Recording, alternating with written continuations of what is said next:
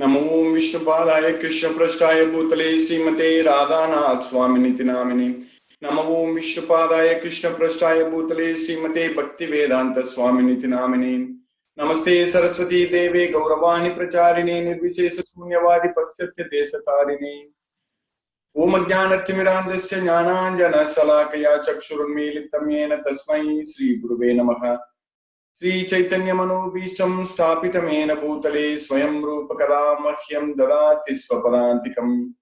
वन्देऽहं श्रीगुरु श्रीयुतपदकमलं श्रीगुरुं वैष्णवांश्च श्रीरूपं साग्रजातं सगगण रघुनाथान्वितं तं सजीवं साद्वैतं सावधूतं परिजनसहितं कृष्ण चैतन्य देवं श्रीराधा कृष्ण पादान् सगगण ललिता श्री विशाखान्वितांश्च।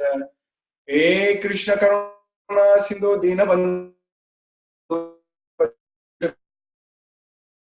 कांचन गौरांगी राधे वृंदावनेश्वरी वृषभानुसूते देवी प्रणमामि हरिप्रिये। वाञ्छाकल्पतरुभ्यश्च कृपा सिन्धुभ्यैव च पतितानां पावनेभ्यो वैष्णवेभ्यो नमो नमः। श्री कृष्ण चैतन्य प्रभु नित्यानंद श्री अद्वैत गदाधर श्रीवासादि गौर भक्त वृंदा। हरे कृष्ण कृष्ण कृष्ण हरे हरे हरे राम राम राम हरे हरे। ईश्वरा परम कृष्ण सच्चिदानंद विग्रह अनादिरादिर् गोविंदा सर्व कारण कारणम। चिंतामणि प्रकर सद्मसु कल्प वृक्षा लक्षाव्रतेषु सुरवीर विपालयन्तं लक्ष्मी सहस्र शत संभ्रम सेव्यमानम् गोविंदमादि पुरुषं तमहं भजामि।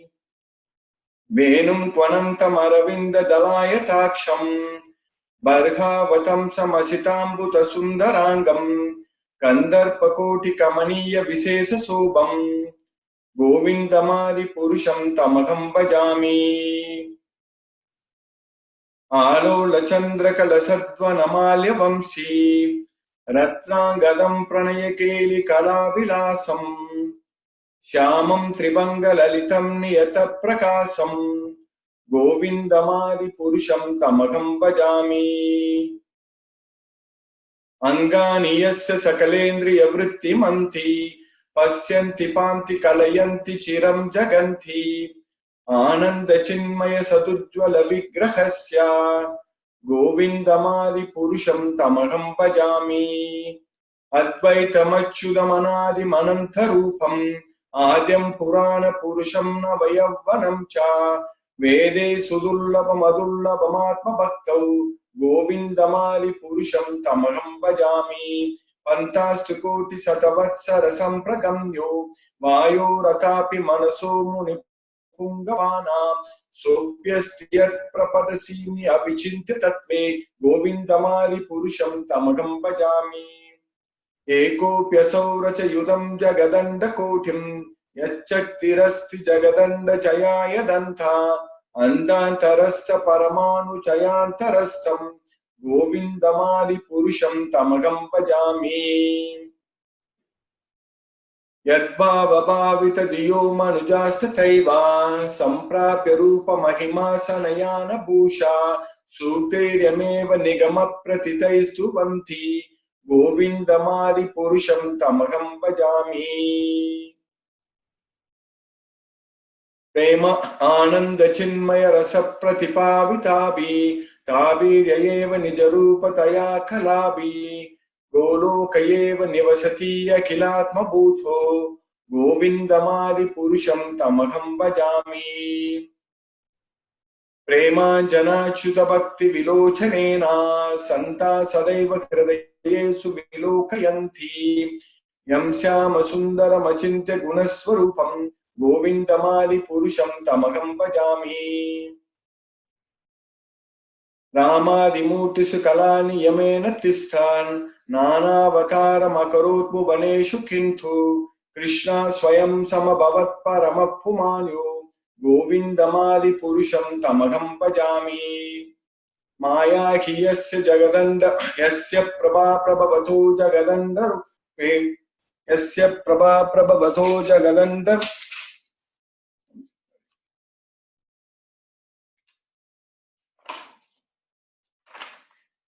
जगदंड कोटि स्वशेष वसुधादि विभूति भिन्नम तत्ब्रह्म निष्कलम अनंतम अशेष भूतम गोविंदमादि पुरुषम तमहं भजामि माया गियस्य जगदंड शतानि रूपे तत्त्रैगुण्य तद्विषय वेद वितायमानां सत्त्वावलम्बि परसत्त्वं विशुद्ध सत्त्वं गोविंदमादि पुरुषं तमहं भजामि आनंद चिन्मय रसात्मतया मनस्सु यप्राणिनां प्रतिफलं स्मृत्तामुपेत्या लीलायितेन भुवनानि जयत्यजस्रं गोविंदमादि पुरुषं तमहं भजामि सृष्टि स्थिति प्रलय साधन शक्तिरेका चाये वयस्य भुवनानि बिभर्ति दुर्गा इच्छानुरूपमपि यस्य च चेष्टते सा गोविंदमादि पुरुषं तमहं भजामि क्षीरं यथा दधि विकार विशेष योगात् संजायते नगि तथा पृथगस्ति हेतो यस्सम्भुतामपि तथा समुपैति कार्यात्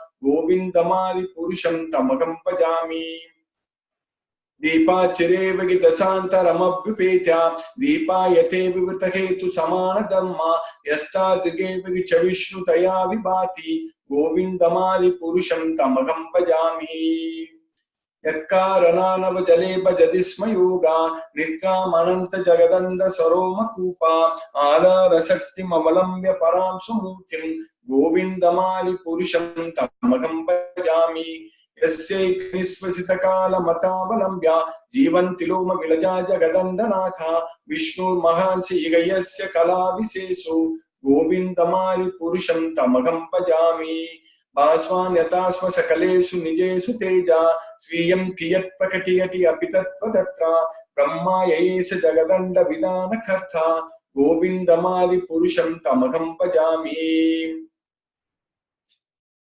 यत्पादपल्लव युगं विनिधाय कुम्भे द्वन्द्वे प्रणाम समये स गणाधिराजा विघ्नान् विहन्तुम् अलमस्य जगत्त्रयस्य गोविन्दमादि पुरुषं तमहं भजामि अग्निर्मही गगनमम्बु मरुद्दिशस्य कालस्तथात्म मनसीति जगत्त्रयानि यस्मात् भवन्ति विभवन्ति विसन्ति यं च गोविन्दमादि पुरुषं तमहं भजामि यच्चक्षुरेश सविता सकलग्रहाणां राजा समस्त सुरमूर्तिरशेष तेजा यस्याञ्जनाय प्रमति समृद्धकाल चक्रो गोविन्दमादि पुरुषं तमहं भजामि धर्मोत्पाप निचयासु तयास्तपांसि ब्रह्मादि कीट पटगावदयाश्च जीवा यत्तत्तमात्र विभव प्रकट प्रभावा गोविन्दमादि पुरुषं तमहं भजामि यस्त्विन्द्रगोपमतवेन्द्र मघोस्वकर्मा बन्धानुरूप फलभाजनमातनोति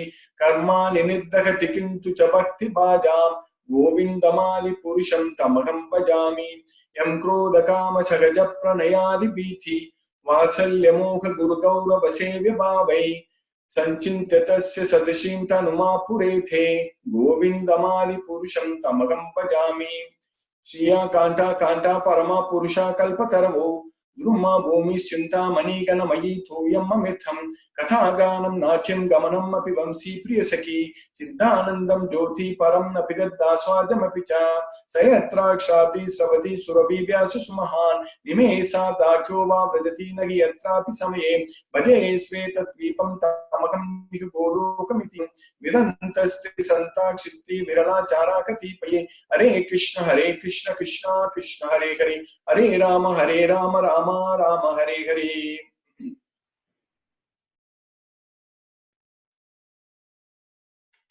Hare Krishna. By Lord Sri Krishna's causeless mercy, we are nicely progressing in the second chapter. About in the sloka number 62, 63 and all we studied last week. Very important verses. Because the source of all our problems in this world is Krishna very clearly saying that it's only attachment, nothing else. Attachment to material sense objects brings all kinds of miseries to us. That's it. So, we have to, with our mind, we have to only remember Krishna, only think about Krishna, nothing else. That means we should be attached to Krishna. Then our intelligence is well established. That is the only way we will have intelligence. So, having an intelligence or not having an intelligence It depends upon whether we remember Krishna or we don't remember Krishna. Very straightforward, very clear definition. Krishna here in Bhagavad Gita very clearly says that as soon as we remember the material sense objects, as soon as we think about the material sense objects, then immediately we will develop attachment to them, those sense objects. Then that brings all kinds of problems. From attachment, lust arises, from lust, anger arises, from anger, delusion arises, from delusion, memory is bewildered, when memory is bewildered, intelligence is lost. So the end result is intelligence is lost. When intelligence is lost, we will fall down again into the material pool. We are lost ourselves in this material world when intelligence is lost. So, to get out of this material world, we need to have intelligence. Karmajam buddhi yuttahi. Buddhi is intelligence. And last week we touched on many slokas where all Krishna is talking about intelligence, how we can gain intelligence. Because with intelligence only we will be able to get out of this material world. And how to get that intelligence? That intelligence has to come from Krishna. That is Krishna's mercy, prasadam. So that means we should be able to receive Krishna's mercy. Then we will be able to get ourselves freed from this material world. And how we can get Krishna's mercy? By always remembering him. And how we can always remember Krishna? By doing everything for Krishna. That is the way to remember him. If you want to remember our family members, we are doing for them. We are going to work. We are doing job. Because then only our family can survive. So like that, if you want to remember Krishna, we need to work for Krishna.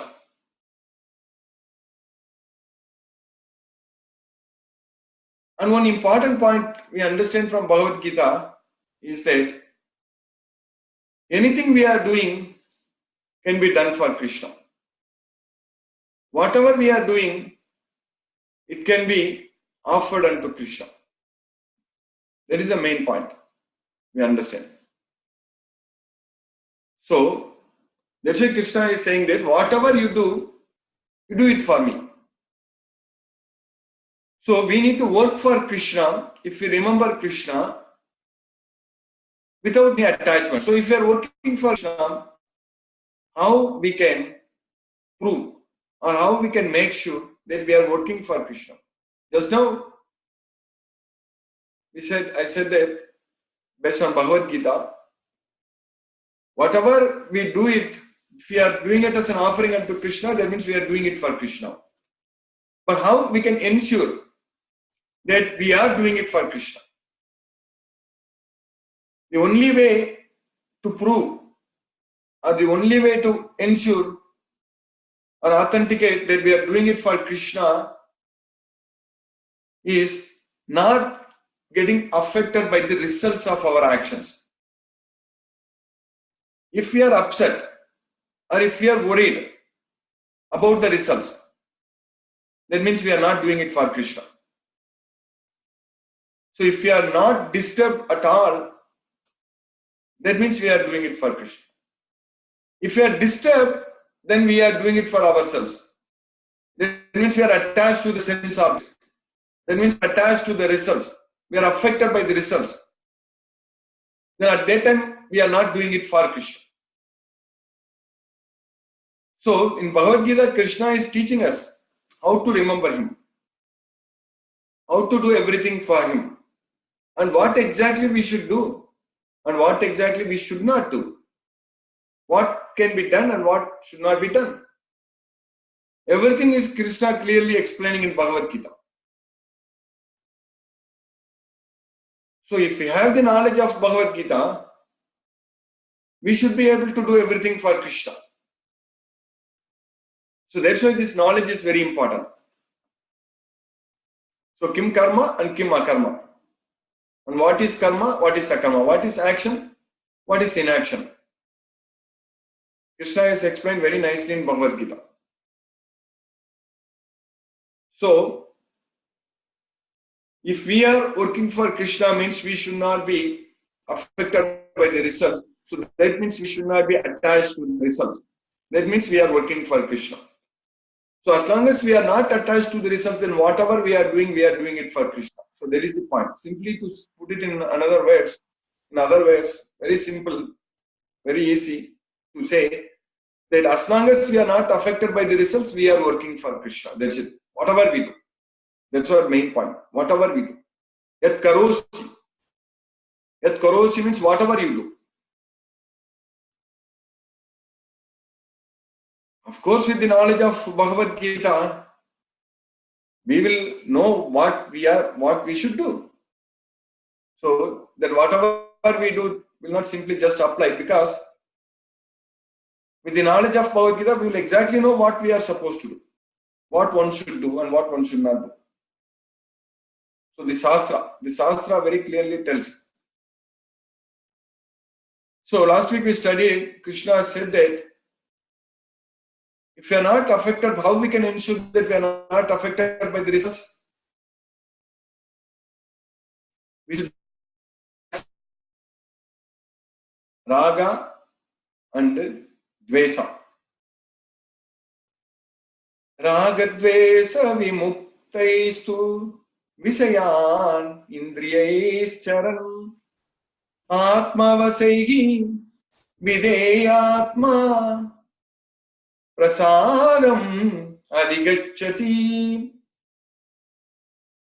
So raga dvesa vimuktaistu. So freed from attachment and aversion, raga and dvesa. So vimuktaistu means liberated, freed from. So once we are free from attachment and aversion, raga and dvesa, then we will be able to withdraw our senses from the sense objects. Visayan indriyais charan. Indriyas means senses, Visayan sense objects. Visayan indriyais charan means we should be able to withdraw all our senses from the sense objects. Visayan indriyais charan. Then atma vasegi videyatma. We will be able to keep under the control of ourself. So we should be able to keep the senses under our control. So atma vasegi. Then we will be able to feel. Then we will be able to receive. Then we will be able to accept the mercy of the Supreme Lord. Prasadam adhigacchati. Prasadam, the complete mercy of the Supreme Lord, we will be able to get it. We will be able to receive it. So what happens when we receive the prasadam? That is Krishna's mercy. So how we can get prasadam? We can get prasadam by getting ourselves freed from attachment and aversion. Raga and dvesa. Raga dvesa vimuktaistu.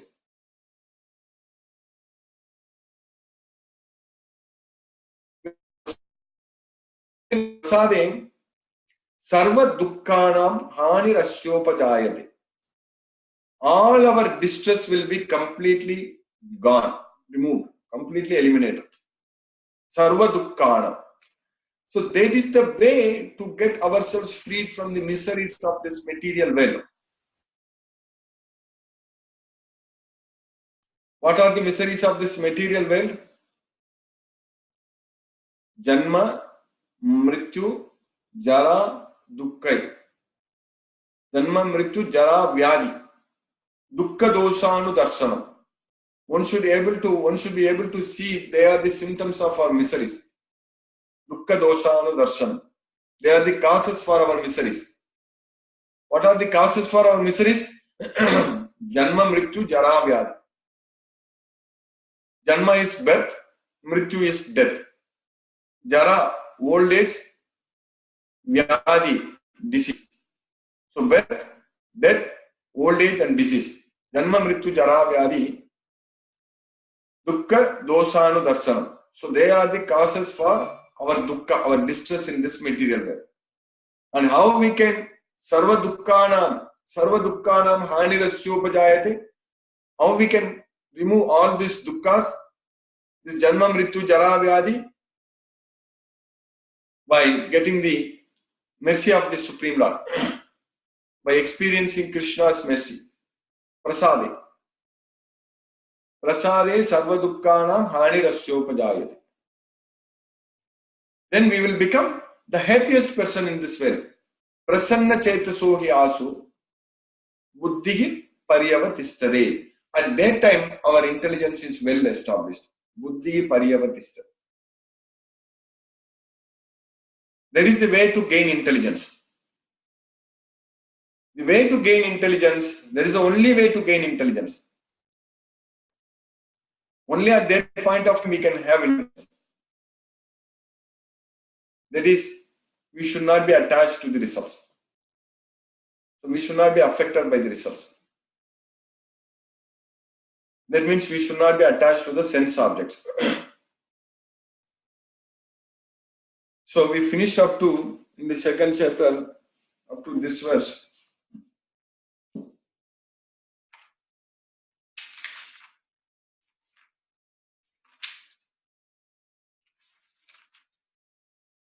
There is 65. Second chapter, verse number 65 we finished. Now, in the 66, Krishna is saying that Nasti buddhihi ayuktasya nacha yuktasya bhavana nacha bhavayataga santihi asantasya kutasukam. So when we are not connected with Krishna, so that means when we are not engaged in serving Krishna, so what is going to happen? We will lose our intelligence. Nasti buddhi.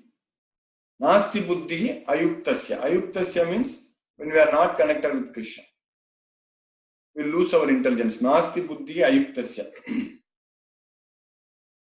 Nacha ayuktasya bhavana. So at that point of time, there is no steady mind. When we don't have intelligence, our mind is disturbed.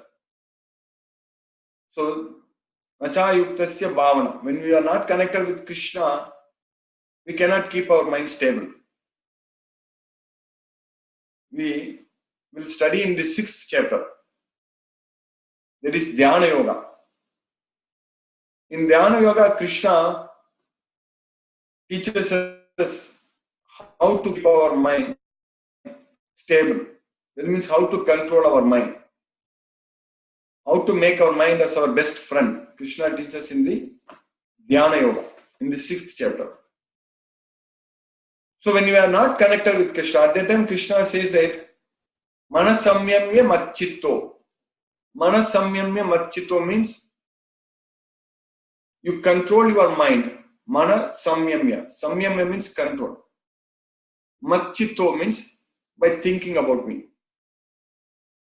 By remembering about me, by thinking about me. You control your mind. Manasamyamya matchitto. Yukta asita matparaka. Yukta asita matparaka. So you engage in the activities keeping me as your destination. That's what yukta asita matparaka. Manasamyamya matchitto yukta asita matparaka. So when we are engaged in yukta, what is yukta means? Yukta, in the 6th chapter, Krishna will explain, give you a definition for yukta. Yata viniyatam chittam atmanyeva avatistate nisprigaga sarvakamebhyo yukta ityuchyate tata. Yatha viniyatam chittam. Chittam. Chittam means our thinking, our consciousness. Chittam. Viniyatam means regulator, controlled. Atmanyeva avatistade. We should keep our consciousness controlled within ourselves. Regulator. So by only remembering Krishna, of course. Yatha viniyatam chittam atmanyeva avatistade. At that point of time, Nisprigaga sarva kamebhyo. Freed from all desires. That's what Nisprigaga sarva kamebhyo. Nisprigaga sarva kamebhyo. Yukta ityuchyate tata. So that is what is called yukta. Yukta ityuchyate tata. That is what is called yukta. Yatha viniyatam chittam atmanyeva avatistate nisprigaga sarva kamebhyo yukta ityuchyate tata. So at that point of time, we should be able to regulate. So viniyatam, regulate, yukta. That's what is meant yukta. Regulate sleeping, eating, activities, recreational activities, and everything. So that's what Krishna is saying there. Yuktahara viharasya yukta chestasya karmasu yukta swapnava bodhasya yogo bhavati dukkaha. Yukta ahara. Ahara means food. We should be able to regulate our food, control our food. Yuktahara viharasya yukta chestasya karmasu. Karmasu means all our activities, vihara, our recreations, all our activities. Yuktahara viharasya yukta chestasya karmasu yukta swapna vabodhasya. Swapna is our sleep. Yukta swapna vabodhasya yogo bhavati dukkha. Then if that is called yoga. So then our distresses will be gone. So that's why Krishna says, Na ati asnatastu yogosti nachaikantam anasnataga nacha adhiswapna silasya jagrato naiva chadam. Eating too much, eating too less. Sleeping too much, sleeping too less. Both are not good. So one should not eat too much, one should not eat too less. One should not sleep too much, one should not sleep too less. So these are all called yukta. Yukta ahara, viharasya, yukta chesasya karmasu, yukta swapna vabodhasya, yogo bhavati dukkha. So many yukta we are studying in this slokas. In the sixth chapter. That same thing Krishna is saying in the 66th sloka in the second chapter. Ayukta. Ayukta means when we are not regulating our senses. When we are not regulating our eating, sleeping, all other activities, if we are not regulating them, we are overworking, we are doing everything, doing too much, we are not regulating, or we are doing too less. Both are useless. We should sleep enough, and we should not sleep a lot. We should eat enough, and we should not eat very little also. We should not eat a lot, we should not eat less. We should know how much is needed for our body. That's it. So, if we are not doing that, that is called ayukta, then we will lose our intelligence. Nasti buddhi ayuktasya. Nacha ayuktasya bhavana. Not only we will lose our intelligence, but also we will not have steady mind. That is na bhavana. Ayuktasya na bhavana. Nacha ayuktasya bhavana. Nacha abhavayataga santi. When there is no steady mind, there is no peace of mind. That's what abhavayataga na santi. When there is no steady mind, there is no peace of mind. Abhavayataga na santi. Asantasya kutas sukam. When there is no peace of mind, where from happiness comes. So happiness comes only when there is peace of mind. So that's what asantasya kutas sukam. So this is very important scientific philosophy Krishna is teaching us in this Bhagavad Gita. Scientific facts. How we should control our mind, how we should regulate our senses, how we should control all our activities, whatever we are doing in a day-to-day life. So all these things are very, very important science. You need to understand. So Krishna is continuing in the next sloka, in the sloka number 67. Indriyanam ki charattam. Indriyanam ki charatha means the senses are roaming. Senses are not in one place. Senses are seeing until and only when you are sleeping, and that time also in dreams our senses are roaming here and there. We are not free even when we are sleeping also. We are disturbed a lot in the dreams also. We get nightmares, sleeping, dreams, all such things. But not to, then what to speak about when we are awake, when we are outside, when we are going outside, especially when we go to crowded place, when you go to malls, when you go to theaters, when you go to here and there. It's very difficult. It's very difficult to keep our senses shut when we are outside.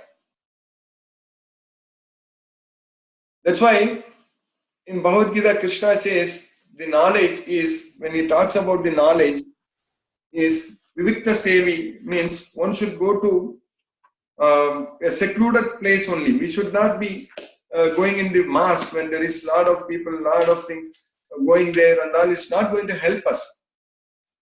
It's not at all going to help us.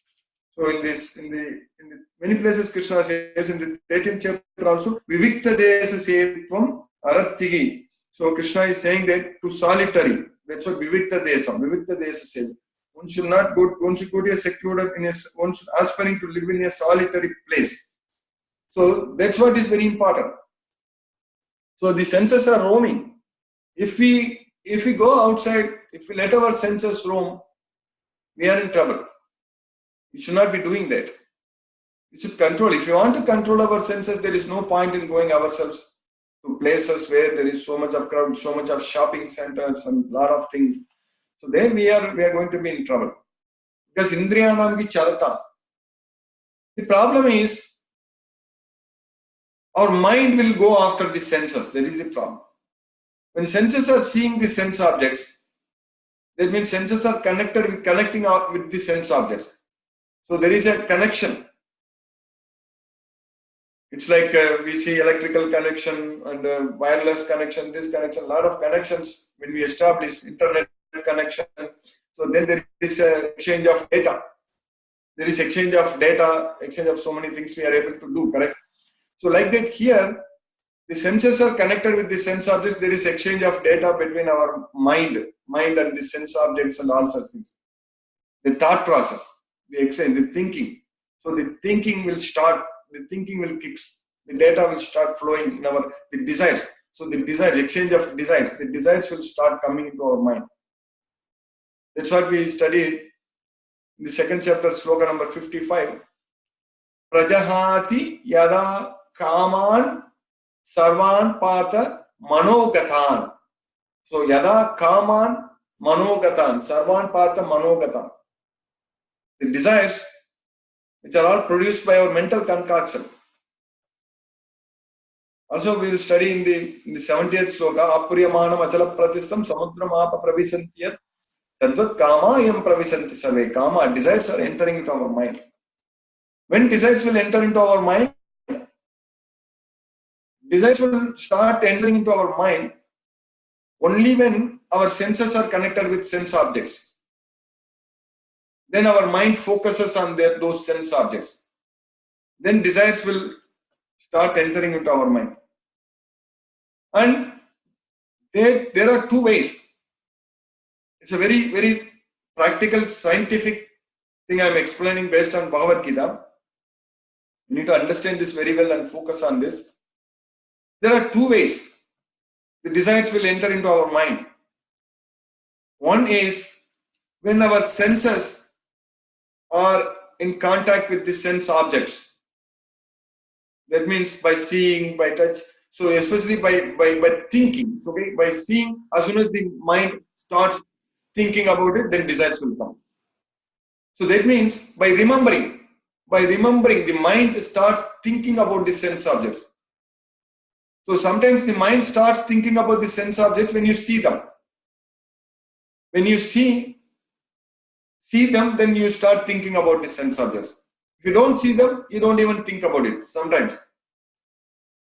Sometimes we just sit idle, we sit in a place, we are not even seeing that directly that sense objects, but we start based upon our memory, based upon our memory, we think about the sense objects, then the desires will come. Just think about the sense object. So right now, it's even a bigger problem when just sitting at home and sitting in a media room and watching movies and things like that. There are so many sense objects, we easily get attached. So there's a problem here. So Krishna is saying that Indriyanam ki charatam yanmanonu vidiyade. So when the mind focuses on one of the roaming senses, that's what Indriyanam ki charatam yanmanonu vidiyade. Tadasya harati prajnam. So our intelligence is also carried away. Tadasya harati prajnam. Vayurnavam ivambasa. Like a boat on the water is swept away by a strong wind. This is what Vayurnavam ivambasa. Like a boat on the water is swept away by a strong wind. Our senses are actually carrying our mind and intelligence. That's it. Even one of the roaming senses on which the mind focuses can carry away the intelligence, like the boat on your water is swept away by a strong wind. Very nice explanation, analogy Krishna is giving here. Example. So then, that's why Krishna is saying in the next sloka, in the sloka number 69, Tasmadasya Mahabaho Nigrihitani Sarvasaga Indriyani Indriyatebhyaga Tasya Prajna Pratistita. O Mahabaho, mighty armed Arjuna, therefore, Tasmat, therefore. Why? Because previously Krishna said that even one of the roaming senses on which the mind focuses can carry away the intelligence of a person. Therefore, Tasmadasya Mahabaho Nigrihitani Sarvasaga. You bring back all of the senses. Indriyani Indriyatebhyaga. Indriyani means senses. Indriyatebhyaga means from sense objects. You bring back all your senses from the sense objects. That's what Indriyani Indriyatebhyaga. Yada samharate chayam kumangani va sarvasaga Indriyani Indriyatebhyaga tasya prajna pratistita. We studied that sloka also. Like a tortoise is able to bring all its limbs within its shell. Similarly, we should be able to bring all our senses from the sense objects.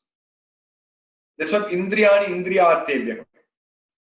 It's a very important science Krishna is teaching us here. We should learn, we should practice. Because this is not going to come just like that. The problem is we practiced so many lifetimes in the past to go after the sense objects. As soon as mind thinks about the senses, as soon as the senses are going after the sense objects, mind also follows the senses. Mind also goes after the senses. It's a problem. So, Indriyani paranyahu indriyebhya paramanaga manasastu parabuddhi yo buddhe paratastu saha. Senses are superior to dull matter. Mind is above the senses. Intelligence is above the mind. And the soul is above the intelligence. But if the senses start controlling the mind, then we lose the intelligence. That's the problem. So, body, senses, mind, intelligence, soul. So, here, if the mind controls the senses, we will gain intelligence. And then the soul is released from this material world, relieved from this material world, liberated from this material world. But if the senses start controlling the mind, then we lose the intelligence. But the senses are so strong and impetuous. Yatatogi api kaunteya purusasya vipaschitaga indriyani pramartini haranti prashabam managa. Indriyani pramartini, the senses are very strong, pramarti, and will forcibly carry away the mind. Haranti prashabam managa. So it's not very easy. It's not at all an easy job. But we have to perform, we have to succeed in this effort. There is no way saying that, oh, it is difficult, I can't do that. Then we are in trouble all the time. We have to do that. Of course, with Krishna's mercy, anything is possible. That's what is very important. We are getting this knowledge because of Krishna's mercy. Because this kind of knowledge will not get anywhere. No philosophy, no subject, no scripture, nothing is going to teach this knowledge what we are getting from Bhagavad Gita, the Son of God. About mind, senses, intelligence, body, their relationship, their interaction, and what controls what, and how to we can make sure that mind is our best friend. Because Bhagavad Gita gives us the complete knowledge about how to make our mind as our best friend. What is the point in living in this world by keeping our enemy with ourselves all the time? If our mind is our enemy, we are in big trouble. So that's why this knowledge is very, very important. That's why Krishna is saying that Tasmatasya Mahabaho Nigrihitani Sarvasaga Indriyani Indriyartebyaga Tasya Prajna Pratisthita. So therefore, one who is able to withdraw the senses from the sense objects, his intelligence is very well established. So, with the knowledge of Bhagavad Gita, we should be able to gain our intelligence. Without the knowledge of Bhagavad Gita, we have already lost our intelligence. We don't have intelligence. In this material world, anyone who has no knowledge of Bhagavad Gita, that means anyone who has no knowledge about ourself, the science about ourself, that we are not the body, we are the soul, then that person has no intelligence. In Krishna's viewpoint, that person has no intelligence. So in order to gain our intelligence, every sloka Krishna is repeatedly saying, Tasya Prajna Pratisthita, Tasya Prajna Pratisthita. Many, many times Krishna is repeating. Because that was the question asked by Arjuna. Sthita Prajna, Ka Bhasha, Samadhistasya Kesava, Sthitadi Kim Prabhasheta Kim Masita Vrajeta Kim. That's why Krishna is explaining that Tasya Prajna Pratisthita, Tasya Prajna Pratisthita. His intelligence is very well established. And whose intelligence is very well established? Whatever we studied in this last totally 80 verses, Krishna is explaining. We have now 4 more verses are there for us to cover. We'll finish that by next week. So we'll successfully finish second chapter by next week. So this is very important. These are all very important scientific verses. We should actually study on a daily basis. We should keep on reading through these verses and understand the reality, understand the importance of these verses. We should not lose track. We should not. This is a great opportunity we got. Very rare opportunity we got. We have to utilize this opportunity. And Krishna is so merciful that he is giving us this opportunity to study Bhagavad Gita as a science. And if we utilize this knowledge in our life, then we'll make our life very, very purposeful.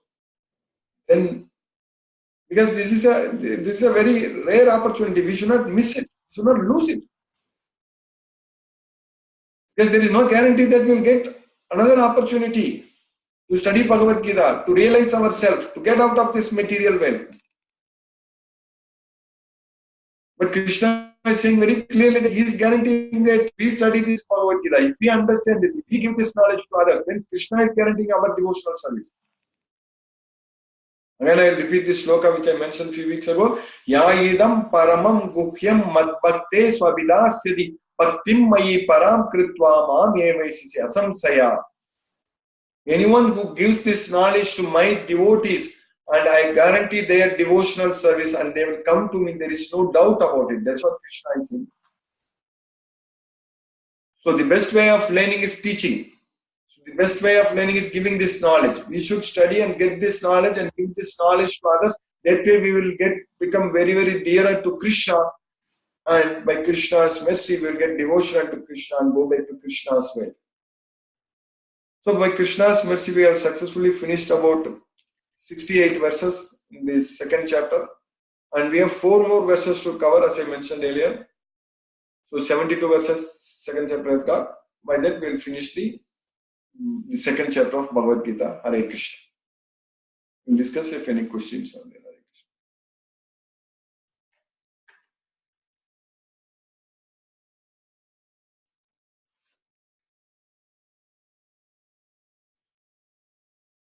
with this knowledge. Ji Prabhu. Prabhuji, thank you so much for the fantastic session today. And I have one question Yes, Prabhu. regarding the 68th verse where we are talking about the need to restrain the senses. You were trying to give us, so the analogy you gave, not the analogy, sorry. So you were trying to give a succession of a hierarchy of a sort where it was the body, the senses, the mind, intelligence, and then the soul. Is it supposed to be thought of that the soul should control the intelligence should control the mind should control the senses, and hence the body, and whatever goes against this is not advised? What do could you elaborate, sir? Yes, it's a very important question you have asked. So, in the third chapter, Krishna is saying towards the end, actually, he says that the mainly Arjuna asks a question in the third chapter. Athakena prayuktoyam papam charati purushaga anichanapi vapsnaya baladhiva niyojita. Sinful activities unwillingly as if engaged by force. So for that, when Krishna is explaining, there is kama and krodha. So lust and anger. Lust means it's a very strong desire to enjoy the sense objects. That's what lust. Kama and krodha. So they are born because of the rajoguna, because of the mode of passion. And Krishna is saying that Indriyani manobuddhi asyadhisthana muchyate. Indriya, mana and buddhi, senses, mind and intelligence are the sitting places of this lust, this kama, this desires. Indriyani manobuddhi asyadhisthana muchyate etaihi vimohayati esa jnanamavritya deginam. And it is confusing us, it's making us fools by covering our real knowledge. So it's sitting. This lust and anger, this strong desire and anger are sitting in the mind, senses and intelligence. Then Krishna is saying that Tasmat tvam indriyani adav niyamya bharatarsava papmanam prajagiyenam jnana vinyana nasanam. Therefore you try to control tvam indriyani adav niyamya bharatarsava. Try to control the senses. Niyamya bharatarsava. Control the senses from the beginning. Because this lust and anger, kama and krodha, they are jnana vinyana nasanam. They are destroying the knowledge. So then Krishna said that Indriyani paranyahu indriyebhya param managa manasastu parabuddhi yogte paratastu sara. So the relationship is that body, senses, mind, intelligence, soul. But they are related in such a way that the mind should be a friend of the soul. So now you are jumping from mind to soul, correct? In between intelligence is there. So mind should be a friend of the soul, or it can be enemy of the soul, depending upon whether we have intelligence or not. So if you have intelligence, then mind can get guided by the intelligence, because we all need guidance. We all need guidance, right? We don't know things which is right, which is wrong, and if we have intelligence, then we will do things the right way. If we don't have intelligence, then we are lost. Then mind cannot. So mind is the one is main thing. Mind is the one which thinks. Mind is the one which remembers. The intelligence is the one which helps the mind to act, which helps the soul to use the mind to act. So mind is the one which thinks.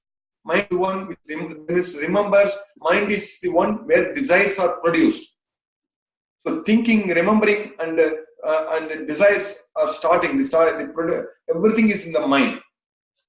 So when all such things comes, the mind thinks about Krishna. If mind remembers Krishna, if mind is having only desires to please Krishna, so then intelligence is there. Then intelligence is there. Then with that, Krishna gives the intelligence. Krishna is saying that I give the intelligence. So dadami buddhi yogam, I give the intelligence. Then with that intelligence, we will be able to do the things in a right way, and then we will be able to liberate ourselves from this material. If mind thinks about material sense objects, mind forgets Krishna, then the problem is that we are going to lose intelligence. So when we don't have intelligence, then we are going to suffer. That's why Krishna is saying that Bhoga Aisvarya Prasaktanam Taya Apagrita Chetasam Vyavasayatmika Buddhi Samadam Na Vidyade. Bhoga and Aisvarya. This Bhoga is material sense enjoyment. Aisvarya is material wealth. So when a person is attached to the material sense enjoyment and material wealth, Taya Apagrita Chetasam, by which the consciousness is carried away.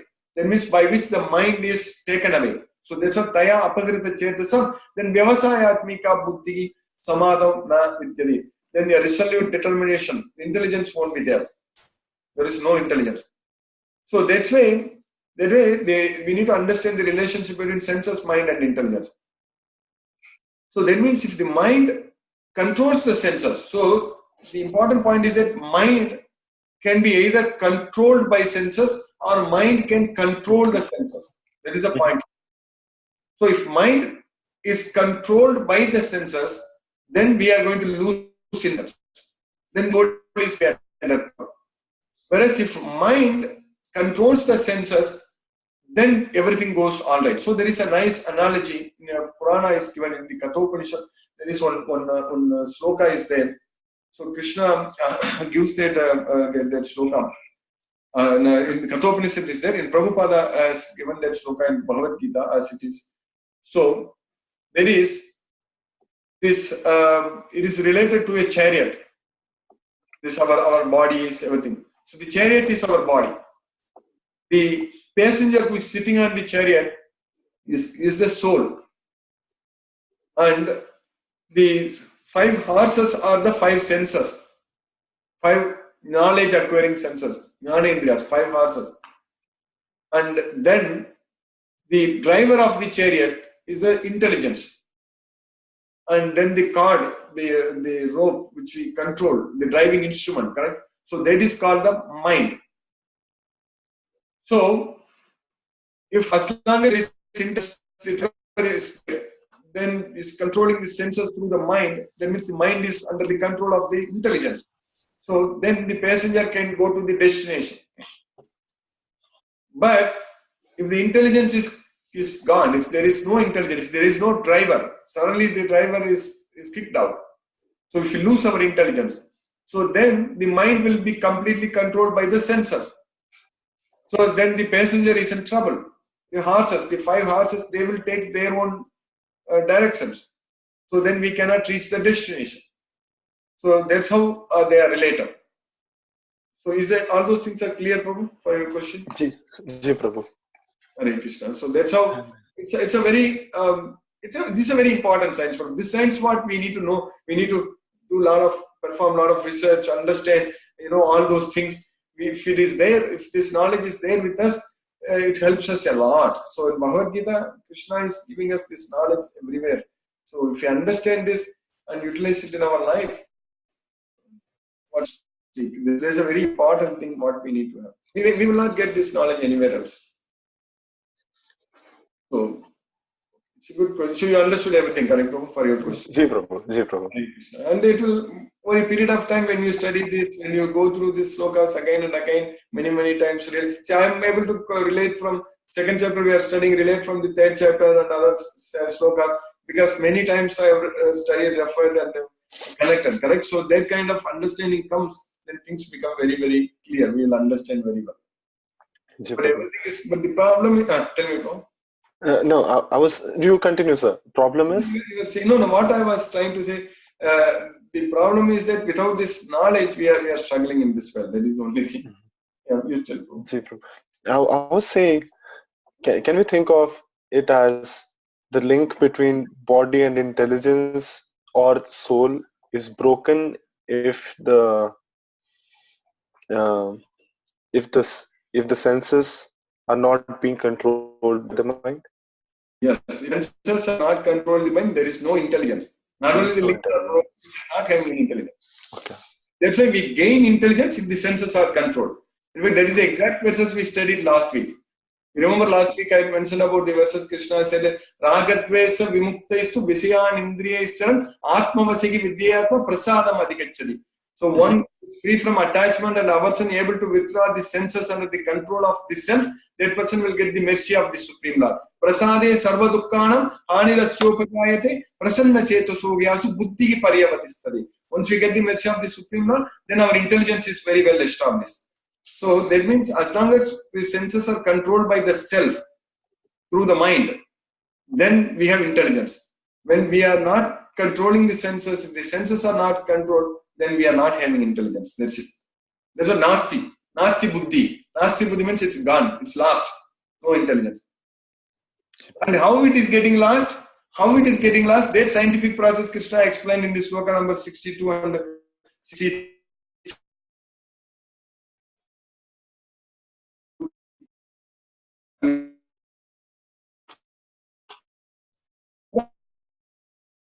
From attachment, lust develops. From lust, anger arises. From anger, delusion arises. From delusion, memory is prevalent. When memory is prevalent, intelligence is lost. So how we are losing our intelligence? So it all starts. So it is very clear. We are losing intelligence. If we are thinking about material sense objects, we will lose intelligence. That's it. Everything is clear, Prabhu? Ji, Prabhu. For a period of time, we repeatedly study again and again, we will understand all these things. Everything is very well. Only thing is that we should be reading again and again. We should be living. This is the knowledge for the soul. Like for the body, we need food. For the soul, we need this knowledge. Because our knowledge is destroyed by the lust and anger, correct? By the kama and krodha. We need to gain back our. Even Krishna is saying, "Avritam jnana metena jnanino nitya vairina kama rupena kaunta duspena analisa." Covers our knowledge and it burns like fire. Hare Krishna, very nice Prabhu. Hare Krishna. Himanshu Prabhu, Hare Krishna Prabhu. And after that, several other religions were formed by different great persons. So, was there any shortcoming in? Did this saw any shortcoming in the religion of Hinduism, or what was the reason that they actually needed to found other religions? And next, if there is a need to find other religion and there is no shortcoming, as we know, in the religion of Hinduism, so means why could not they means feel that the philosophy of Hinduism is means perfect? And Okay, let's go. So it's a very good question, Prabhu. Very technical question also. I think Aditya Prabhu asked about this question a couple of weeks ago. We discussed about that. I elaborately. So the main point we need to understand is that Bhagavad Gita is not. We think that it's a part of Hindu religion, something like that. It's a religious scripture. Of course, it's like that. But the thing we need to understand is the word Hindu itself is not a Sanskrit word. You know that, right? So it is not there. Even in Bhagavad Gita, nowhere it is mentioned. Not even a single verse it mentions about the word Hindu. So Prabhupada gives an answer for this, that people who are living on the other side of the Sindhu river, they were calling people on this side as Sindhus. That Sindhus over a period of time became Hindus. That's how the word Hindu came. But this Bhagavad Gita, when it was spoken, when Krishna gave 5,000 years ago, there was no religion. There is nothing like there was no meaning for the word religion itself. There is dharma. In Bhagavad Gita, Prabhupada translates religion means dharma. Dharma, when Krishna is saying that yada yada gi dharmasya glanir bhavati bharata abhyuttanam adharmasya tadatmanam sujamyaham. Whenever there is a decline in the principles of religion, when there is a predominant rise of a religion, at that point of time, I will come. That's what Krishna is saying. So, but we need to understand, even 5,000 years ago, Krishna is telling Arjuna that I gave the same knowledge to Sun God Vivaswan millions of years ago. So, Imam Vivasvade Yogam Proktavan Aham Avyayam. Then Vivasvan Manave Praga Manu Ikshvakve Abravit. Then Krishna also says that Sayevayam Maya Tedya Yogaga Proktaga Puradanaga Bhakto Sime Saka Cheti Rahasyam Yetat Uttamam. So that's what he's saying there. Sayevayam Maya Tedya Yogaga Proktaga Puradanaga. So that same yoga, Puradanaga, the oldest knowledge, I am giving that same knowledge to you now. So this Bhagavad Gita is a Sanatana Dharma. It is a knowledge which is there all the time. We cannot bring that it's a part of religion. It is the knowledge about soul. So that way, this question itself will become irrelevant. When we understand Bhagavad Gita that way, the Bhagavad Gita is a science. So a science, you cannot bring as a religion like physics or whatever geology, science or chemistry, mathematics. We cannot say that this is a part of a religion. Some people follow this, some people don't follow this. Everybody has to follow physics. People say that I will jump from 10th floor and nothing happens to me. Newton's law doesn't apply to me and all. It doesn't work. So it is not based on faith. Faith means, of course, Bhagavad Gita, one person needs faith to understand that faith is very important, Shraddha is very important, but that faith is not sentimental faith. That's what I meant. It's based on scientific faith. Like the faith what we have on the science. All the principles, laws of mechanics, laws of thermodynamics, laws of so many laws we study, correct? The law of conservation of energy, all such things we are applying it. So like that, Bhagavad Gita is the law about our soul, the law of conservation of soul, the law of karma, the law of birth and death. Everything Bhagavad Gita teaches us. So when we see Bhagavad Gita as a science, then you are not confused. Then this question itself won't arise. Is that point clear for you, Prabhu? Himanshu Prabhu? Not able to hear you, Prabhu. Is some problem. Yes, Prabhu. This point is clear. Yeah, yes. Yes, Prabhu. But means, why did they found a new religion? Means, could they not realize the principles of this particular Hinduism? Because when these religions were formed, I think Hinduism was there. Prabhu, they are all in different parts of the world. Different people follow different ways. Even in India, also people follow. There are even at that time Saiva, Vaishnavas. Even now, if you take Lord Buddha, there's so many people will come up with their own philosophies, their own things like that. But they're all, there's again we need to understand. They all will be there at some time. It all goes. It is nothing like it was all there from time immemorial. Time tested. Bhagavad Gita is time tested. It is the Rajavidya, Rajaguhyam, Pavitram, Idam, Uttamam, Pratyaksha, Bhagamam, Dharmyam, Susukam, Kartum, Avyayam. So, that's all these questions, there will be different, even if you go to different planets, different religions, different movements will come, different people will come, even now there are so many spiritual leaders, so many different followers, so many different ways of doing, correct? All those things. So that's all, each individual, they go according to their wish, all such things. The problem is even if you take in Bhagavad Gita, if you say Hindu, but Bhagavad Gita, now how is everybody is following Bhagavad Gita, everybody understanding Bhagavad Gita? That is not the case. Very few. Krishna says only 1 in 1,000. Manushyanam sahasresu kaschit yatati siddhi. So this world you can only divide into two. There is Deva and Asura based on their characteristics. So Vaubhuta Sadgau Lokesmin Deva Asura Evacha.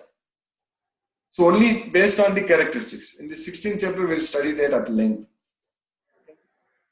So based on those characteristics and whatever the philosophy they will follow, everything is included in Bhagavad Gita. If you study Bhagavad Gita fully, worshipping Krishna with form or worship Krishna as formless, everything we study in the 12th chapter also Krishna is going to teach us. Arjuna is asking a question.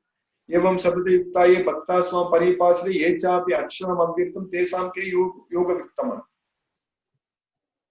So it's all Bhagavad Gita is a science. That's what we need to know. There are so many. This question of different religions, different people, all times, circumstances, places, people come up with their philosophy, their different movements, there are different things are there.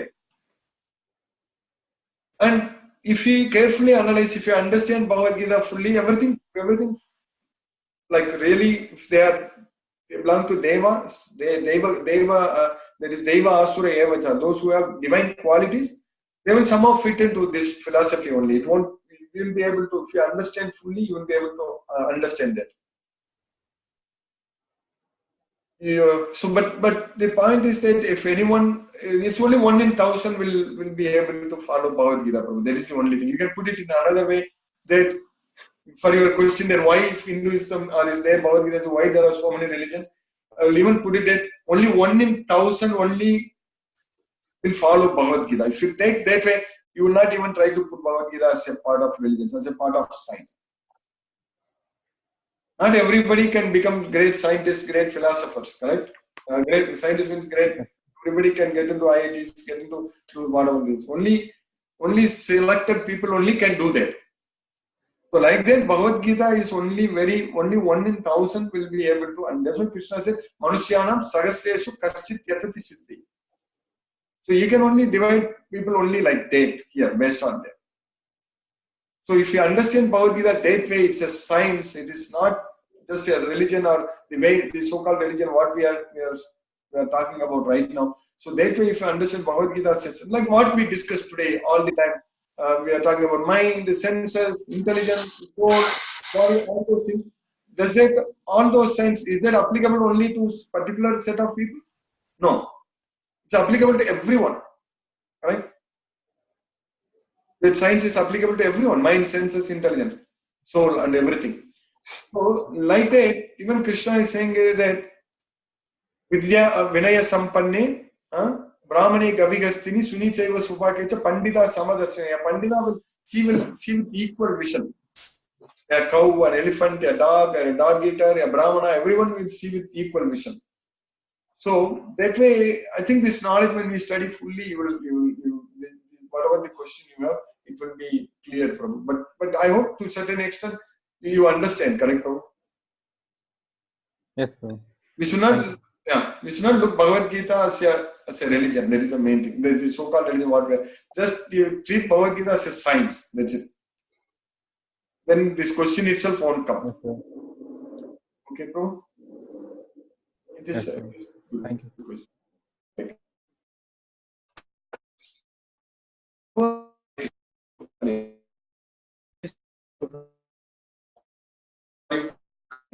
He was having an exam and all, so I just told him that we talked, that's all. Okay. Yeah, that's good. Even Priyanka also I spoke, I informed her also. It's good. So you were able to hear everything clearly today? Yes, Prabhu, I understood, Prabhu. I don't have any doubts also. Like, but everything is... You were saying it's a science, right, Prabhu? That thing I was not able to accept that properly, perhaps, because science is based on some kind of we can actually test everything and see that, but whether can we actually see Krishna, whether exists or not, we can't do that, right, Prabhu? Like, I understand that after doing all these things, we might be able to get an understand that Krishna exists and all, but right now, not everybody will be able to do that, right, Prabhu? Like, Prabhu, see, everything when given in Bhagavad Gita can be tested, okay? For example, Krishna is teaching us how to control our mind. All these instructions, if we follow, it can be tested very well. Krishna is saying that wherever the mind wanders due to its flickering nature, the one must withdraw it and bring back under the control of the self. Okay. yes. So all those things, everything can be tested. Whatever is given in Bhagavad Gita. Okay. Yes. Prabhu. So, but the important point in Bhagavad Gita, the science is that seeing Krishna or seeing this soul, that cannot be tested, because the main point we need to understand from our scientific subject is that we can see anything which reflects light. Yes, Prabhu. Otherwise you cannot see, correct? Which has to reflect light. Yes, Prabhu. able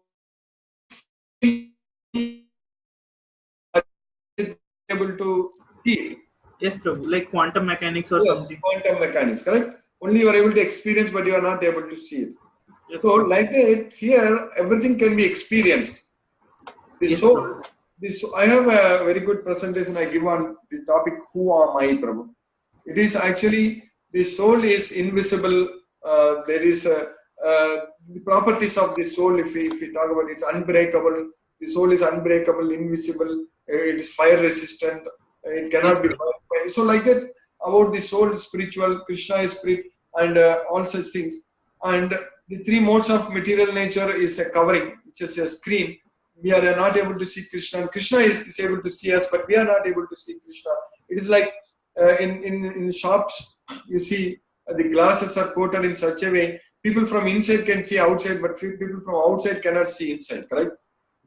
Yes, Prabhu.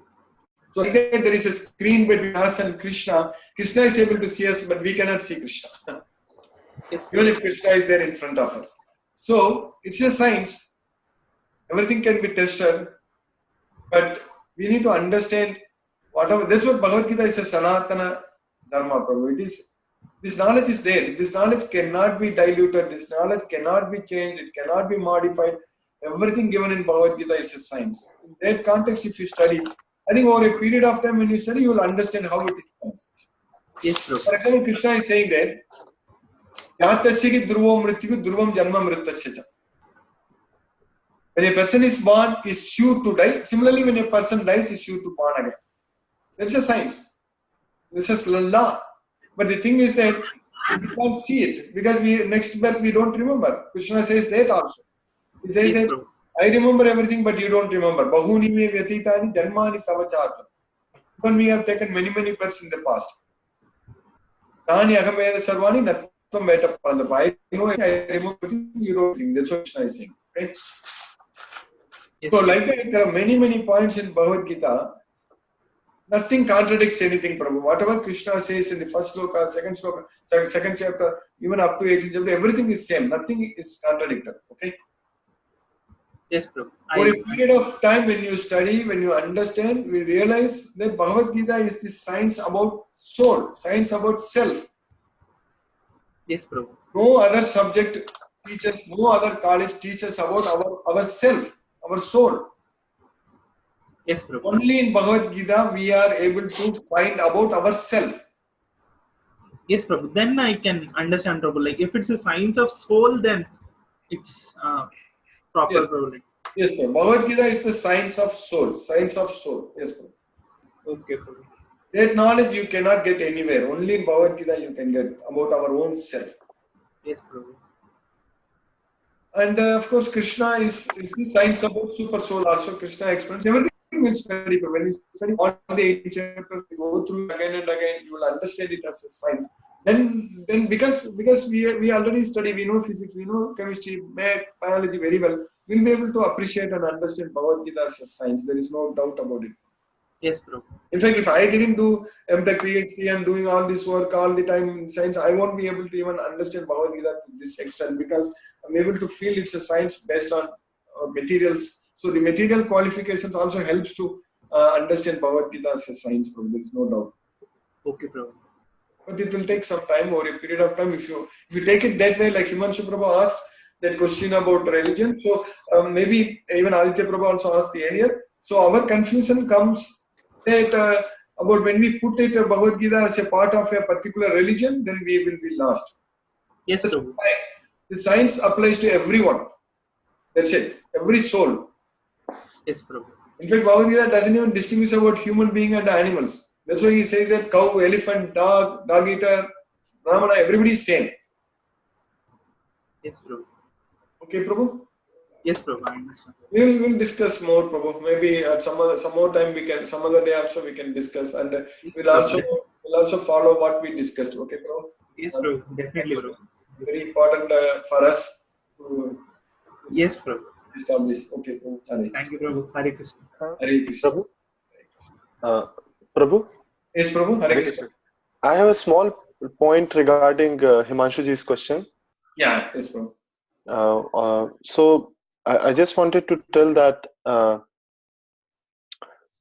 in society it does happen that power corrupts things over time, and some people see only certain aspects of a religion or of a philosophy, and sometimes they try to boycott those philosophies, those rituals or those terms, and that kind of gives birth to different if there is anything new that comes out, it comes out with an intention. I cannot speak this for Islam or Christianity, but I can speak this for Sikhism or for Buddhism or for Jainism, where there were certain aspects of Hinduism which were troubling for them. And of course it wasn't the philosophical aspects, but it was more about the implementation, the ritualistic aspects which were troubling for them, whether it was non-violence or the Karmakand part, things like that, and they took that as principles. That's why, Prabhu, that's why I stick only with Bhagavad Gita, nothing else. I understand, exactly, because Krishna also says in Bhagavad Gita that if you know this, there is nothing else for you to know. Prabhu. So all about whatever you said about some things they don't like, so they go with the other philosophies, correct? Because when you used to go to Vedas, because there is incomplete understanding. Exactly. There is understanding of that, and everybody comes with their own. Even now, there are so many new movements, new philosophers come. They will have their followers. It's all going to happen. Mm-hmm. That's why you need to stick only to Bhagavad Gita. That's it.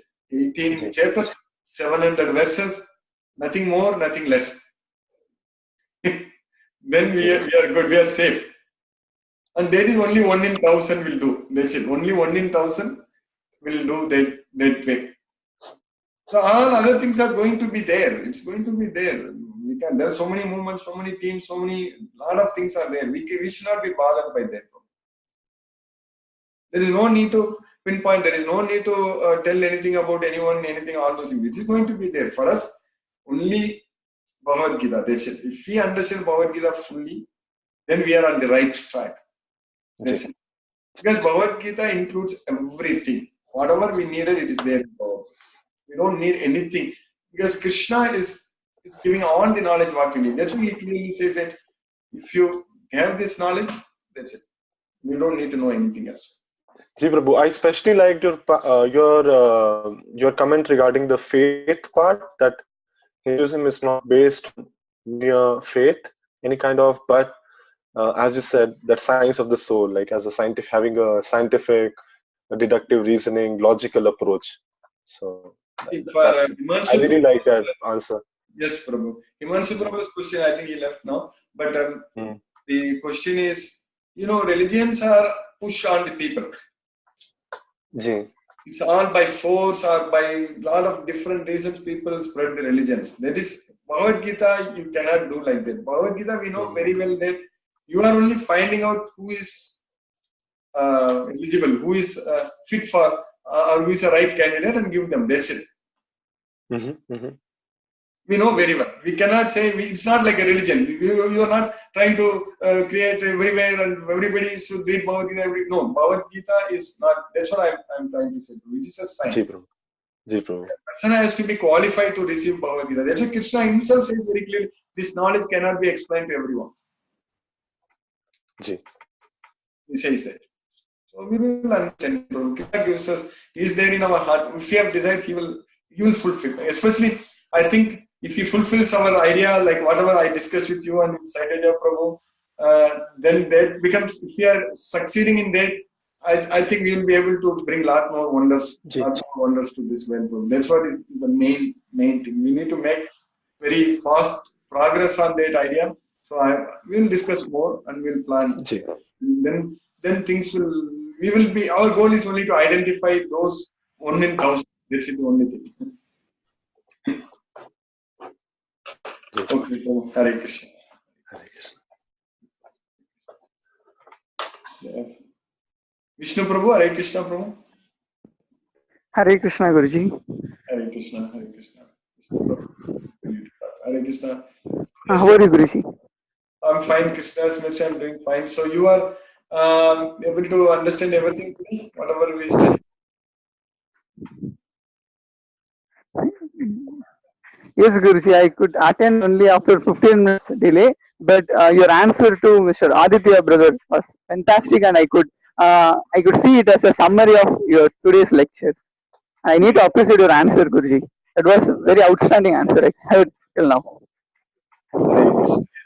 Yes, Bhagavad Gita is everything very clear. That's why Krishna says that it is the shining lamp of knowledge by which he destroys the darkness of ignorance. So to my devotees to show special favor, so I will destroy the darkness of ignorance by the shining lamp of knowledge. So tesam evanukampatam aham ajnanajam tamaga nasayami atma bhavastu jnana deepena bhasava. So that's the thing. All our darkness of ignorance is destroyed with this knowledge. If we get this knowledge fully, we are very clear. We know what we are supposed to do. Nothing, there is no question, no doubt. Everything will be very clear. So, if you have any other question, Yes, Guruji. And my question is slightly different from today's lecture. And the question is, people use to some analyzer who analyzes the Jataka and tells him some remedy in the name of Parigara, and he used to tell the person to go to that Krishna temple so that you'll get good time and you'll get good things. So such advice will be given by analyzer to the Jataka holder. So is it good, Guruji, is it good to agree with them, or is it something good? okay. So you use the word parihara, correct? Krishna is also using the word parihara, aparihara. Aparihara means there is no parihara. Krishna is using the word aparihara. So, jatasya gi dhruvo mrityuh dhruvam janma mritasya cha tasmat apariharyarte natam sochitum argasi. So, Arjuna was forced to fight. And Krishna uses the word apariharam. Apariharam means there is no, he has to fight. There is no other way. There is no other way for him to stop fighting, escape from fighting. That's what aparihari.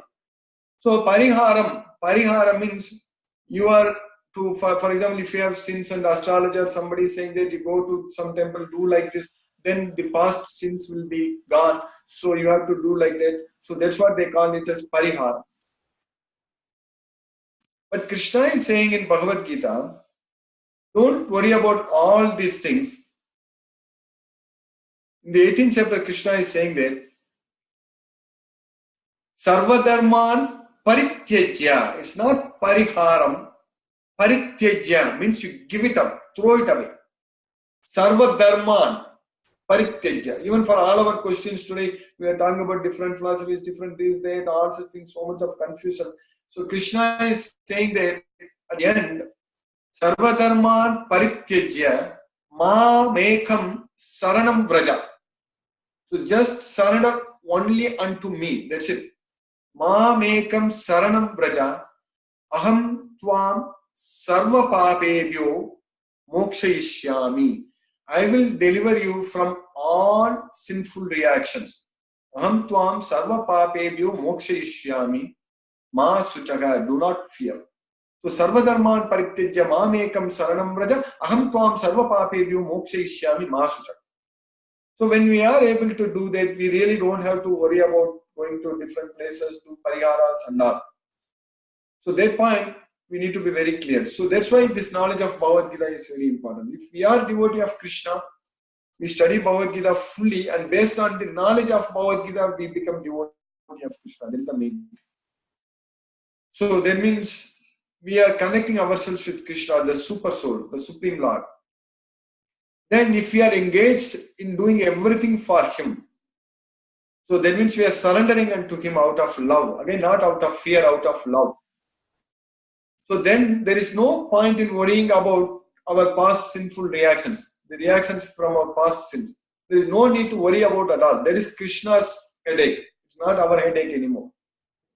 Krishna is saying that I will deliver you from all sinful reactions, do not fear. That's what Krishna very clearly saying, that you just Sarvakarmanyapi tata kurvano madhyapasayaga matprasada tavapnoti saswatam padam avyayam.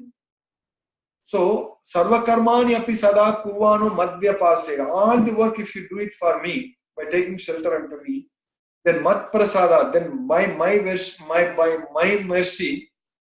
saswatam padam avyayam, you will attain the everlasting place.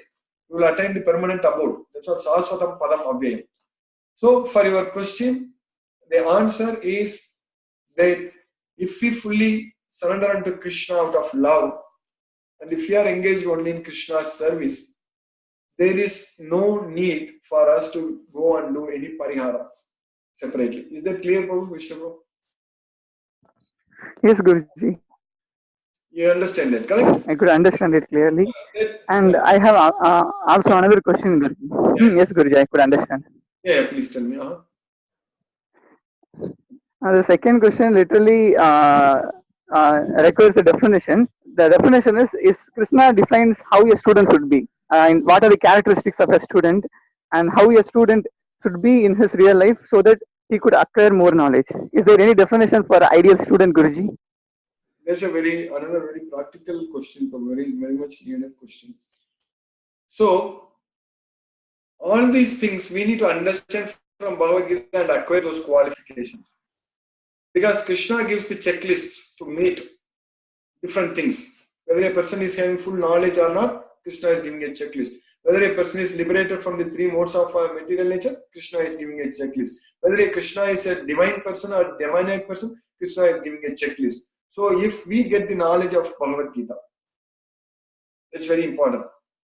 If you understand Bhagavad Gita fully, and if you fulfill all the checklists given by Krishna, so then everything is good, Prabhu. So that way, for your question, the main important answer is, the first thing is that as a student, it's very important. The student life is the best time to also study Bhagavad Gita and understand.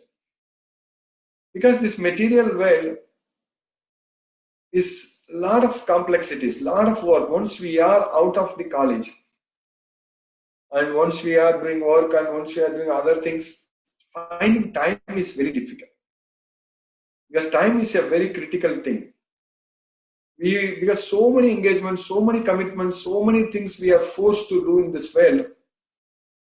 And if we utilize this student life very well to understand Bhagavad Gita, then we will be able to utilize our time in our life very effectively.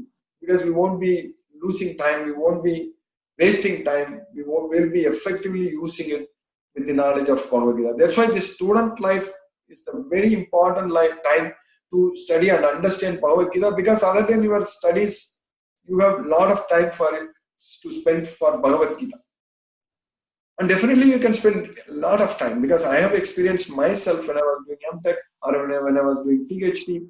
So, of course, I didn't get an opportunity to study Bhagavad Gita when I was doing BTech, BE, but the thing is that the student life is the best time to devote, to spend and understand Bhagavad Gita. So, for us, for your question right now, whatever question you have asked, you got a great opportunity now to study Bhagavad Gita, because in your second year of college itself, you got this opportunity. That's another very important thing, because at this point of time, if you utilize a lot of time in understanding Bhagavad Gita in parallel, Krishna, I guarantee you, because that's my experience, and I have seen many devotees also. Other things will go very well. You will do very good in your studies, no doubt about it. You will get excellent grades, no doubt about it. Because Krishna is going to give us the knowledge. Krishna is going to give us the remembrance. Everything Krishna is going to take care of. Take care. So the important point is needed is that for a student, we need to understand this Bhagavad Gita.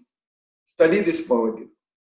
And the important point for all of us who are all attending now in this team is that to identify those students who are interested in studying Bhagavad Gita. Because I was able to do when I was doing PhD, start a Bhagavad Gita class. A lot of students came and studied all such things. So once we are doing this, once we are setting an example for others, other students will be interested. So then we will form that team of like-minded students who are all interested in only one thing, that is studying and understanding Bhagavad Gita and serving Krishna, connecting with Krishna. So that team, if you are able to form, then that is going to help you a lot. Krishna, of course, Krishna gives us the knowledge, Krishna gives us the intelligence, Krishna gives us the means to do all those things. And what is needed from us is simply the desire to do that. The desire. So the desire to do that will help us to do that very successfully. So you get to some certain extent, Vishnu, for your question, what to do? Yes, Guruji, I could understand it clearly. No issues.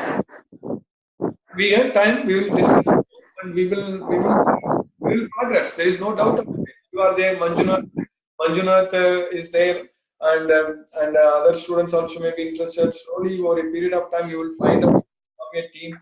Then juniors will start like that. In other colleges, it's happening. So even every day after I'm having Tamil class, even the Gopika, Yalini, Lakshman are attending that regularly every day. So like that, there is a lot of opportunities for us to do, and not only in one or two colleges. If you are able to establish this in almost each and every college, not I'm saying about each and every college, not one or two college, every college, then there will be thousands. It's not one or two, thousands.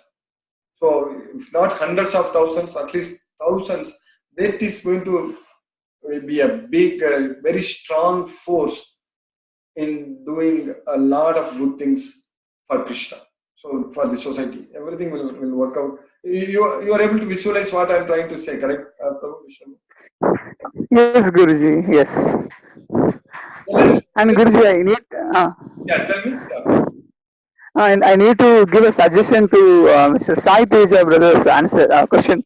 He asked how to visualize Krishna and is it possible to test the existence of Krishna. So that is not something which is extraordinary, or that is not something that is not explainable.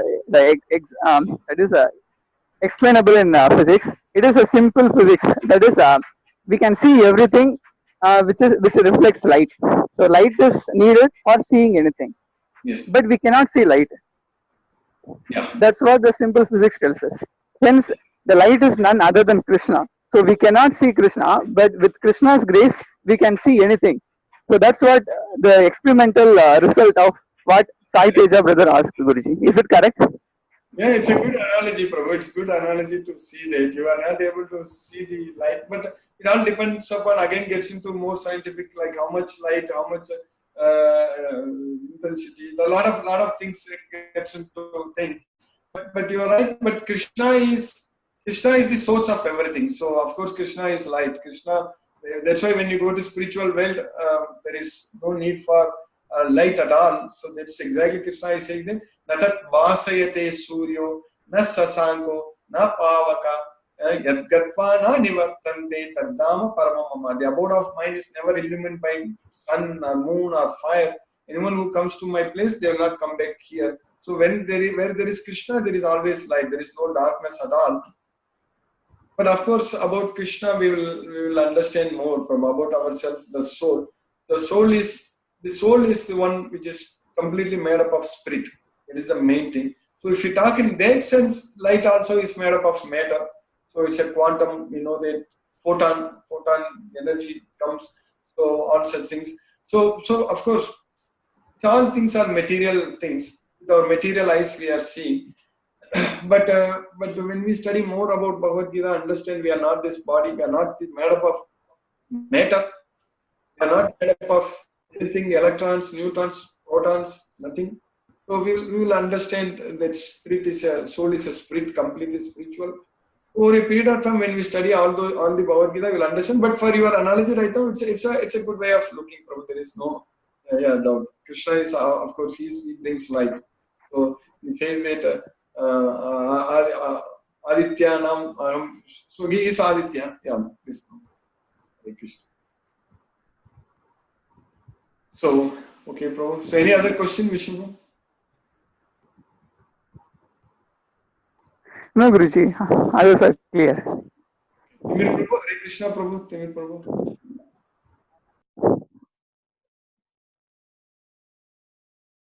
Hare Krishna Prabhu, Dandavat Pranam Prabhu. Hare Krishna, Dandavad Pranams Prabhu, Hare Krishna Prabhu. So, Prabhu, yesterday I was just reading Bhagavad Gita and discussing with a friend, and the question is similar to Aditya Prabhu's question because we are reading about the senses, mind, and intelligence, and like as you also mentioned that we need to control the senses by the mind. So, the difference between senses and mind is clear to us. For example, let's say if someone has the past habit of eating non-vegetarian food, and after studying Bhagavad Gita, he understands that he should not eat non-vegetarian food. So the desires may come in his mind to eat non-vegetarian food, like when he sees his friends going, so he may have that desire, but since he has got this knowledge, so he will not eat. So in this case, like we can understand that his senses are controlled, like even though desire there. And then it like talks about like controlling the mind. That Bhagavad Gita talks about controlling the mind, and then it talks about like purified intelligence.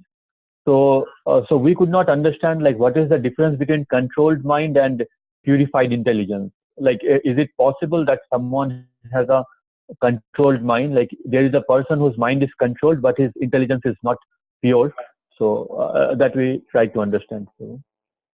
Yes, Prabhu. It is not like, purified intelligence means Bahusakage Anantascha, means intelligence is many branched. That's what Krishna says in Bhagavad Gita.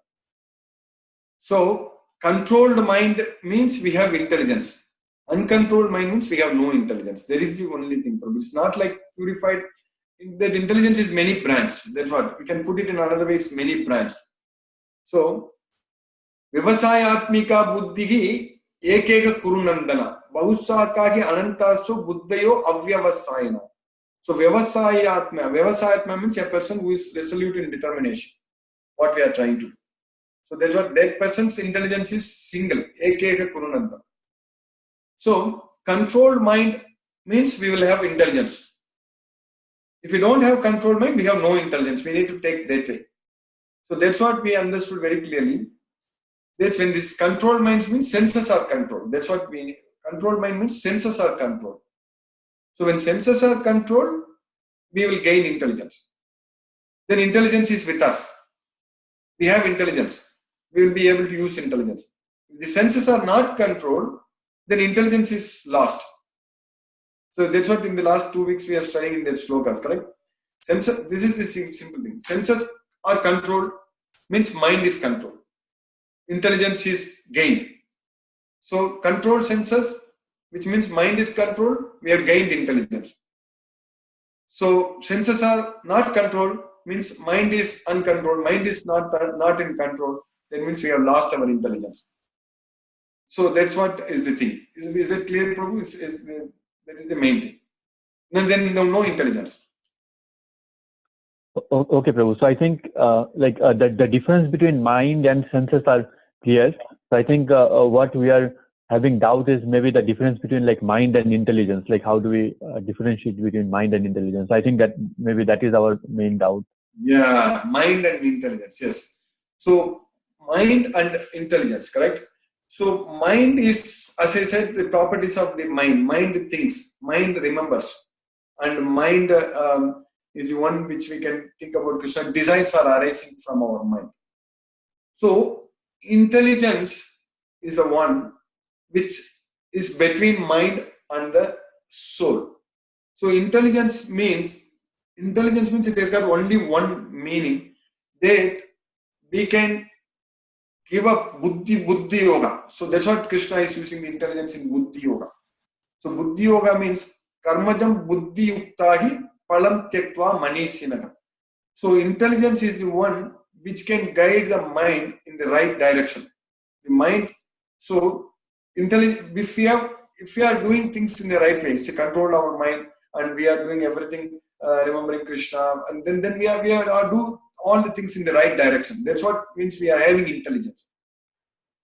So if we are having intelligence means we are going to Krishna's way. We are giving up the attachment to the results, all such things. So to explain the difference between the two, that's what that analogy is already given. So intelligence, so if intelligence is there, so then also we can control the mind. So then in either way, so if mind is controlled, intelligence is mind is controlled, we'll gain the intelligence. And if we have the intelligence, we can control the mind also. So both are correct. So we need to have intelligence. So, but how we can get that intelligence? That is the main point. The main question is that how we can gain the intelligence. That intelligence is gained by connecting ourselves with Krishna. And that intelligence will be lost by forgetting Krishna. So that is the point. So intelligence helps to control the mind. But how we can get that intelligence? By remembering Krishna, by connecting. So this is a very intricate relationship between these things. So if we connect ourselves with our mind with Krishna, at that time our mind is not controlled. When we are trying to control our mind, we are connecting with Krishna. So at that time, the soul, the Atma, we are putting efforts to control our mind. So then at that point of time, we are going to get intelligence. So with that intelligence, we will be able to make sure that our mind is always under control, connected with Krishna. We'll give up the attachment to the results. We'll go to Krishna and all such things. So intelligence is a product by which we will gain it. We'll gain that intelligence by trying to connect ourselves with Krishna. So that all starts from our love. So the love towards Krishna. So connecting with Krishna is not just like a mechanical or something we do. It's connecting with Krishna. Remembering Krishna is out of developing that loving relationship with Krishna. That's why it is not like a mechanical process of simply sitting and chanting only because that is the way we are trying to remember our Supreme Lord, who is there in our heart. We are connecting with Krishna. That comes out of bhakti. That's what is bhakti. The devotion comes, correct? So on that thing, then intelligence is very well established. So otherwise, if we are not connecting with Krishna, we are connecting with the material sense objects, we are going to lose intelligence. So intelligence we will gain by connecting with Krishna, and we lose intelligence by not connecting with Krishna. And once we connect with Krishna, we gain the intelligence, and with that intelligence, we will be able to control our senses. So with the mind. So intelligence helps to control the senses with the help of mind. So all these things has to start with the thinking process. Everything starts with we'll put to summarize everything. We discussed so much. To summarize everything starts from our mind. Mind is the place where it starts. So the mind thinking, remembering. If the mind connects with Krishna, we'll gain intelligence, we'll control the senses. If the mind connects with the sense objects, mind remembers the sense objects, then we lose intelligence and we are controlled by the senses. Is that makes very clear, Prabhu? Everything? Yes. So based on what you said, that the mind has desires, but it can have desire to connect to Krishna, or it can have desire to think of sense object. So that is like decided by intelligence. So in the intelligence, so basically decided by intelligence. That is decided by ourself, the soul, the desire, free will. That is decided by our free will. Okay, that is decided by the free will. Okay. So if the mind connects with the Krishna, mind connects with Krishna, then we'll gain intelligence. With the intelligence, we can control the senses. Okay. With the intelligence, we can control the senses and also the mind also. Of course, we can control the senses with the mind. So mind is controlled. Okay. Remembers the sense objects, then we lose intelligence. We won't be able to control the senses. Mind is also not controlled. Okay. Yes, Prabhu. I think this analogy it makes sense because the another analogy, like what we sometimes hear, is that, like, let's say we have some desires in the mind that we want to eat some sweets or something, and then the intelligence decides like how to get the sweet, like we need to go to market and all these things. So like that also we have heard. Intelligence is last. Yes. We have heard some analogy, but then in this analogy, it seems that the intelligence is like lower than the mind, and mind is superior to intelligence. Like in this analogy, like whatever I'm saying, that we think of eating some sweets or something, and then intelligence thinks wherever we have to go. But then Krishna says that intelligence is higher than the mind. So Yes. So the analogy works. Okay. But yeah, maybe I'll need to think about more and study more. It's a very good question, very nice question. But I think this is the also good answer, because everything starts with attachment, thinking. Think sense objects, we develop attachment, we lose intelligence. When you lose intelligence, we can't control the senses, we can't control the mind. If you think about Krishna, we'll develop attachment to Krishna and we'll gain intelligence, then we'll control the senses and control the mind. That's it. I think it's a good, very good, important point. Maybe I'll try to record this in this camera also. Yes, okay. Thank you, Prabhu. Thank you. Hare Krishna. yes, Thank you. Hare Krishna. Hare Krishna. Hare Krishna. So very. Okay, Prabhu, I think we discussed with everyone and we took almost 2 hours. It's Krishna's mercy. But a lot of good questions. It's very important. So before we disconnect, if anyone wants to say anything, Prabhu, or we will see next week again. Okay. Hare Krishna. Hare Krishna, Prabhu. Hare Krishna. Hare Krishna, Prabhu. Hare Krishna. Hare Krishna. Hare Krishna. Hare Krishna.